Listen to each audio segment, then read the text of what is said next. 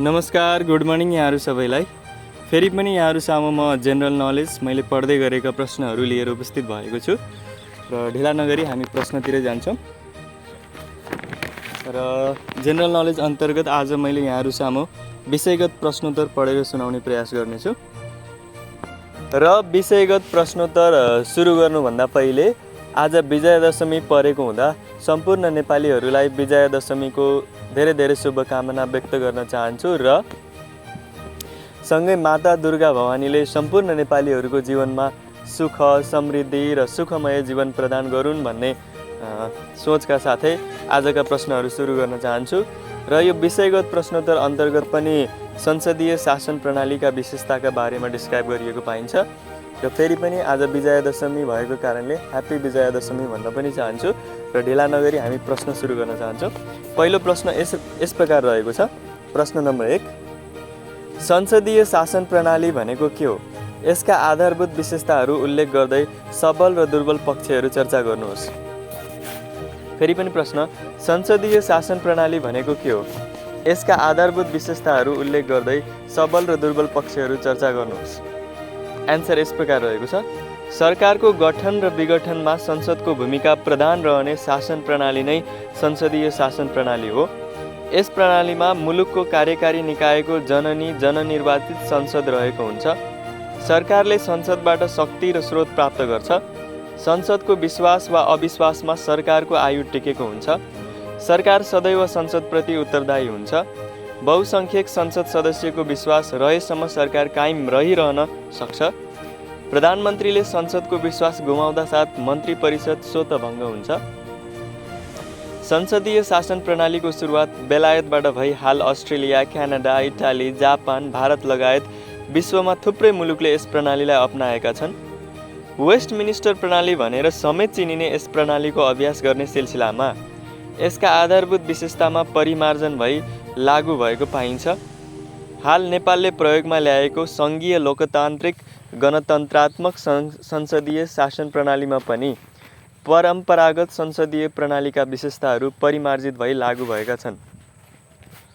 संसदीय शासन प्रणालीका आधारभूत विशेषताहरू, बेसिक विशेषताहरू आधारभूत के छन् त?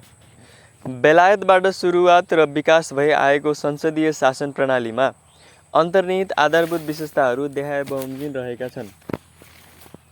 कार्यपालिका र व्यवस्थापिका बीच शक्ति पृथकीकरण नहुने, संसदमा बहुमत प्राप्त दलको नेता संसद सदस्य नै मन्त्रीमण्डलको नेता हुने, सरकार प्रमुख संसदबाट छनौट हुने र निजको अध्यक्षतामा संसद सदस्यहरूबाट मन्त्री परिषदको गठन हुने, कार्यकारी अधिकार सरकार प्रमुखमा रहने र नाम मात्रको राष्ट्र प्रमुख रहने, शक्तिशाली प्रधानमन्त्रीको परिकल्पना हुने, मन्त्रीमण्डल गठन र सरकार सञ्चालनमा प्रधानमन्त्री प्रधान हुने,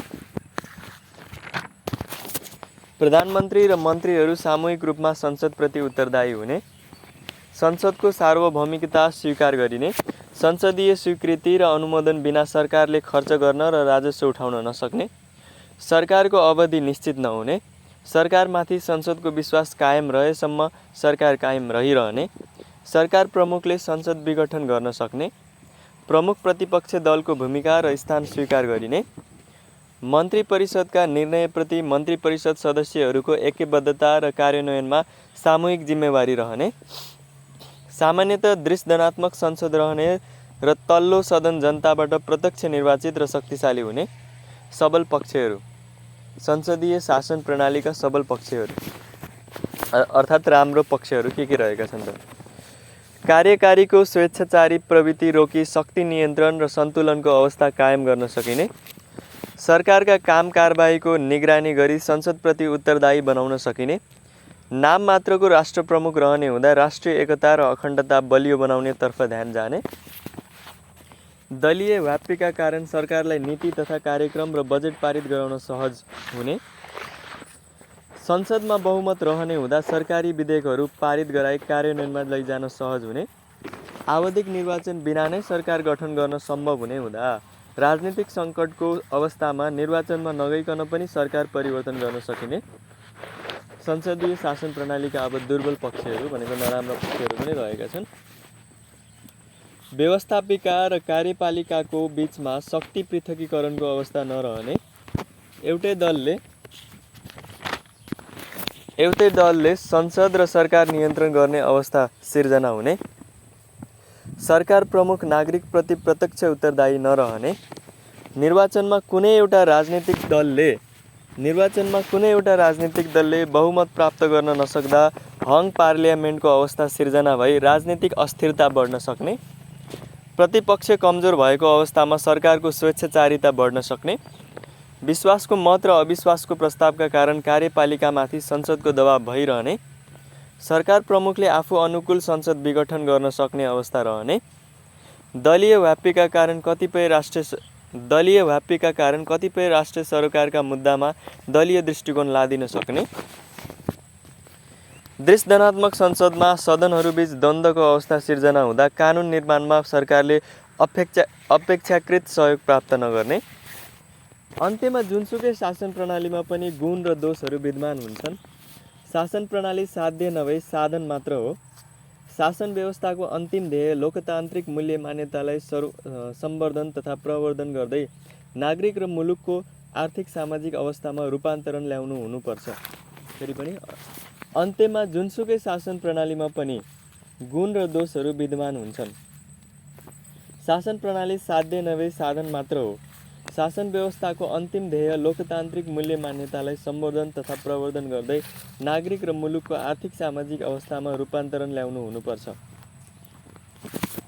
त्यसैगरी प्रश्न नम्बर 2 यस प्रकार रहेको छ। व्यवस्थापन परीक्षण भनेको के हो? सार्वजनिक निकायमा व्यवस्थापन परीक्षणको आवश्यकतामाथि प्रकाश पार्दै व्यवस्थापन परीक्षणका विषय क्षेत्रहरू उल्लेख गर्नुहोस्। फेरि पनि प्रश्न, व्यवस्थापन परीक्षण भनेको के हो? सार्वजनिक निकायमा व्यवस्थापन परीक्षणको आवश्यकतामाथि प्रकाश पार्दै व्यवस्थापन परीक्षणका विषय क्षेत्रहरू उल्लेख गर्नुहोस्। एन्सर यस प्रकार रहेको छ। सङ्गठनको समग्र व्यवस्थापकीय पक्षको निरीक्षण, सुपरिवेक्षण, अनुगमन, मूल्याङ्कन, जाँचबुझ र परीक्षण गर्ने कार्य नै व्यवस्थापन परीक्षण हो। निजी क्षेत्रमा विकसित भई अवलम्बन गरिँदै आएका व्यवस्थापनका नवीन मान्यता क्रमशः सार्वजनिक क्षेत्रमा समेत आत्मसात गर्ने क्रममा व्यवस्थापन परीक्षणको अभ्यास नेपालको सार्वजनिक निकायमा समेत हुन पुगेको छ। निजामती सेवा ऐनले व्यवस्थापन परीक्षणलाई कानुनी आधार प्रदान गरी यसलाई थप व्यवस्थित गर्न व्यवस्थापन परीक्षण निर्देशिका समेत जारी भई कार्यान्वयनमा आएको छ।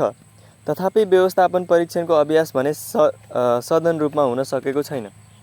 सार्वजनिक निकायमा व्यवस्थापन परीक्षणको आवश्यकता। फेरि पनि सार्वजनिक निकायमा व्यवस्थापन परीक्षणको आवश्यकता। सार्वजनिक प्रशासनमा नवीन व्यवस्थापकीय अवधारणाको अभ्यास गराउँदै मितव्ययिता, कार्यदक्षता र प्रभावकारिता प्रवर्धन गर्न, सङ्गठनमा सञ्चालित क्रियाकलापबाट सङ्गठनको लक्ष्य एवं उद्देश्य हासिल भए नभएको जानकारी प्राप्त गर्न, सङ्गठनमा काम कारबाहीहरू स्थापित नीति, विधि र मान्यता अनुरूप सञ्चालन भए नभएको यकिन गर्न। फेरि पनि सङ्गठनमा काम कारबाहीहरू स्थापित नीति, विधेयक र मान्यता अनुरूप सञ्चालन भए नभएको यकिन गर्न, सङ्गठनमा स्रोत साधन दुरुपयोग भए नभएको यकिन गरी सुधारका लागि व्यवस्थापनलाई सुझाव प्रदान गर्न, सङ्गठनात्मक सुधारका लागि उचित क्षेत्रहरू पहिचान गर्न, सङ्गठनका जोखिम पक्षहरू पहिचान गरी जोखिम व्यवस्थापनका रणनीतिहरू विकास गर्न, सङ्गठनको कार्य सम्पादनमा सुधार ल्याउन, व्यवस्थापनलाई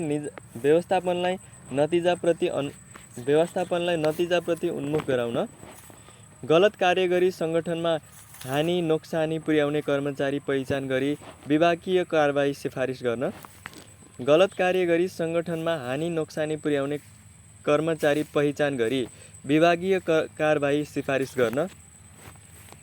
व्यवस्थापन परीक्षणका क्षेत्रहरू। व्यवस्थापन परीक्षण निर्देशिका 2079 ले व्यवस्था गरेको अनुसार व्यवस्थापन परीक्षणका विषय क्षेत्रहरू देहाय बमोजिम रहेका छन्। नीतिगत तथा कानुनी व्यवस्था, कर्मचारी प्रशासन तथा व्यवस्थापन, कार्यालय व्यवस्थापन, अभिलेख व्यवस्थापन, जिन्सी व्यवस्थापन, वार्षिक कार्यक्रम, सेवा प्रवाह, सूचना प्रवाह तथा सूचना प्रविधि, गुनासो व्यवस्थापन, क्षमता विकास, आचरण र अनुशासन, आवश्यकता अनुसारका अन्य विषयहरू। सार्वजनिक निकायको समग्र व्यवस्थापकीय पक्षलाई प्रभावकारी बनाउन सार्वजनिक निकायमा व्यवस्थापन परीक्षणको अभ्यास हुँदै आएको छ। सार्वजनिक निकायको कार्य सम्पादनमा सुधार ल्याई सेवा प्रवाह, विकास, व्यवस्थापन, नियमन लगायतका कार्यमा सक्षम तुल्याउन व्यवस्थापन परीक्षणको महत्त्व उच्च रहेको छ। व्यवस्थापन परीक्षण प्रतिको बुझाइमा एकरूपता, संलग्न निकाय र पदाधिकारीको क्षमता विकास, पर्याप्त स्रोत साधनको प्रबन्धन, प्रभावकारी प्रतिवेदन, प्रणालीको स्थापना, सिफारिस कार्यान्वयन जस्ता विषयको उचित सम्बोधन गर्न सकेमा सार्वजनिक निकायमा व्यवस्थापन परीक्षण कार्यलाई प्रभावकारी बनाउन सकिन्छ। यो अलि पढ्दा कस्तो भयो, फेरि एकपल्ट पढौँ। सार्वजनिक निकायको समग्र व्यवस्थापकीय पक्षलाई प्रभावकारी बनाउन सार्वजनिक निकायमा व्यवस्थापन परीक्षणको अभ्यास हुँदै आएको छ। सार्वजनिक निकायको कार्य सम्पादनमा सुधार ल्याई सेवा प्रवाह, विकास, व्यवस्थापन, नियमन लगायतका कार्यमा सक्षम तुल्याउन व्यवस्थापन परीक्षणको महत्त्व उच्च रहेको छ। व्यवस्थापन परीक्षण प्रतिको बुझाइमा एकरूपता, संलग्न निकाय र पदाधिकारीको क्षमता विकास, पर्याप्त स्रोत साधनको प्रबन्धन, प्रभावकारी प्रतिवेदन, प्रणालीको स्थापना, सिफारिस कार्यान्वयन जस्ता विषयको उचित सम्बोधन गर्न सकेमा सार्वजनिक निकायमा व्यवस्थापन परीक्षण कार्यलाई प्रभावकारी बनाउन सकिन्छ। त्यसैगरी प्रश्न नम्बर 3 हामी यो विषयगत प्रश्नोत्तर अन्तर्गत प्रश्न नम्बर 3 पढ्न गइरहेको छौँ। प्रश्न नम्बर 3 यस प्रकार रहेको छ।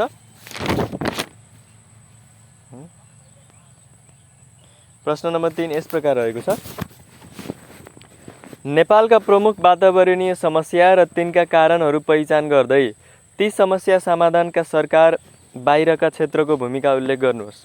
फेरि पनि प्रश्न, नेपालका प्रमुख वातावरणीय समस्या र तिनका कारणहरू पहिचान गर्दै ती समस्या समाधानका सरकार बाहिरका क्षेत्रको भूमिका उल्लेख गर्नुहोस्। एन्सर यस प्रकार रहेको छ। प्राकृतिक, सांस्कृतिक र सामाजिक प्रणाली, आर्थिक तथा मानवीय क्रियाकलाप, इनका अव्ययहरू तथा यी अव्ययहरू बीचको अन्तर्क्रिया र अन्तर्सम्बन्ध नै वातावरण हो। फेरि पनि आन्सर, प्रकृति, सांस्कृतिक र सामाजिक प्रणाली, आर्थिक तथा मानवीय क्रियाकलाप, इनका अव्ययहरू तथा यी अव्ययहरू बीचको अन्तर्क्रिया र अन्तर्सम्बन्ध नै वातावरण हो। यस्तो अन्तर्क्रिया र अन्तर्सम्बन्धमा गम्भीर खलल पारी पृथ्वी र पृथ्वीवासीको वर्तमान र भविष्यमा नकारात्मक असर गर्ने गतिविधि वातावरणीय समस्या हो। वातावरणीय समस्या समाधानमा सरकार, निजी क्षेत्र, नागरिक समाज सबैको सहकार्य र समन्वय आवश्यक पर्छ। नेपालको प्रमुख वातावरणीय समस्या देखाए बमोजिम रहेका छन्। देखाए बमोजिम भनेको लिस्टिङ गरे अनुसार, पहिलो बाढी पहिरो र भूक्षय, हिमताल विस्फोट, वन फडानी र डढेलो, जलवायु परिवर्तनका प्रभाव, जैविक विविधतामा ह्रास, अव्यवस्थित सहरीकरण, जल तथा वायु प्रदूषण, फोहोर मैला व्यवस्थापन दिगो नहुनु। समस्याका कारणहरू माथि उल्लेखित वातावरणीय समस्या देखा पर्नुका प्रमुख कारणहरू निम्न छन्। कानुनको फितलो कार्यान्वयन, भू-उपयोग नीतिको फितलो कार्यान्वयन, वातावरणीय स्वच्छता सम्बन्धी मापदण्डको कमजोर परिपालना, कमजोर अनुगमन र नियमन, निकायगत एवं तहगत समन्वयको अभाव, पूर्वाधार निर्माणमा वातावरण संरक्षण प्रतिको न्यून संवेदनशीलता, जीवाश्म इन्धनमा अत्याधिक निर्भरता एवं नवीकरणीय ऊर्जाको न्यून प्रयोग, विश्वव्यापी तापमानमा वृद्धि, जनसङ्ख्या वृद्धि र अनियन्त्रित बसाइसराई, योजनाबद्ध सहरीकरण अभ्यासको कमी, प्राकृतिक स्रोत साधनको उच्च दोहन, विषादी र अजैविक मलको बढ्दो प्रयोग, अशिक्षा र न्यून चेतना स्तर, हेलचेक्राई र लापरवाही, नैतिक र नागरिक शिक्षाको अभाव, वातावरणीय समस्या समाधानमा सरकार बाहिरका निकायको भूमिका। वातावरणीय समस्या समाधानमा सरकार बाहिरका निकायको भूमिका। सरकारले तय गरेको नीति, कानुन र मापदण्डको परिधिभित्र रही सरकार बाहिरका निकायले आफ्ना कार्य फेरि पनि सरकारले तय गरेको नीति, कानुन र मापदण्डको परिधिभित्र रही सरकार बाहिरका निकायले आफ्ना क्रियाकलापहरू सञ्चालन गर्नुपर्ने हुन्छ। निजी क्षेत्रको भूमिका। सरकारको नीतिगत परिधिभित्र रही औद्योगिक, व्यापारिक एवं व्यावसायिक गतिविधि सञ्चालन गर्ने, वातावरण मैत्री उत्पादन, वितरण र उपभोग प्रवर्धन गर्ने, हरित अर्थतन्त्रको विकास र विस्तारको लागि लगानी वृद्धि गर्ने, वैदेशिक लगानीकर्तासँग रणनीतिक साझेदारी गर्ने, संस्थागत सामाजिक उत्तरदायित्व निर्वाह गर्दै वातावरण संरक्षणका कार्यक्रम सञ्चालन गर्ने, सरकारी, गैर सरकारी र सामुदायिक सङ्गठनको भूमिका। वन क्षेत्रको संरक्षण, सम्वर्धन र विकासका लागि सरकारसँग सहकार्य गर्ने,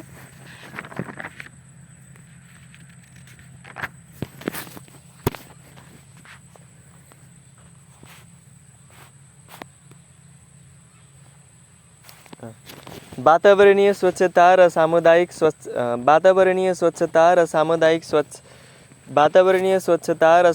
स्वास्थ्य प्रवर्धन गर्न अभियान चलाउने, सामुदायिक र व्यक्तिगत तहमा वातावरण मैत्री जीवनशैलीप्रति आकर्षित गर्न जनचेतना जगाउने, वातावरणीय दिगोपना,